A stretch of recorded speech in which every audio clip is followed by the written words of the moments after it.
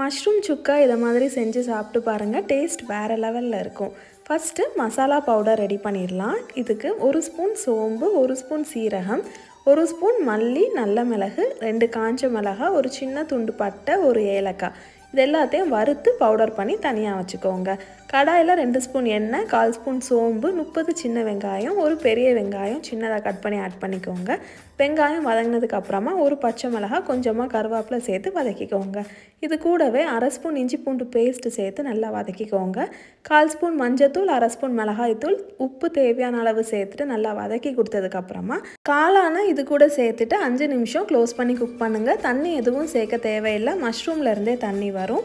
5 நிமிஷத்துக்கு அப்புறமா நம்ம ரெடி பண்ணி வச்சுருந்த மசாலா பவுடரை இது கூட சேர்த்துட்டு கலந்து விட்டுக்கோங்க. அந்த தண்ணியெல்லாம் வற்றி இதை மாதிரி ஒரு கன்சிஸ்டன்சி வந்ததுக்கப்புறமா கொத்தமல்லி இலையை தூவி இறக்குனீங்கன்னா கம கமன்னு மஷ்ரூம் சுக்கா ரெடி. ட்ரை பண்ணி பார்த்துட்டு சொல்லுங்கள்.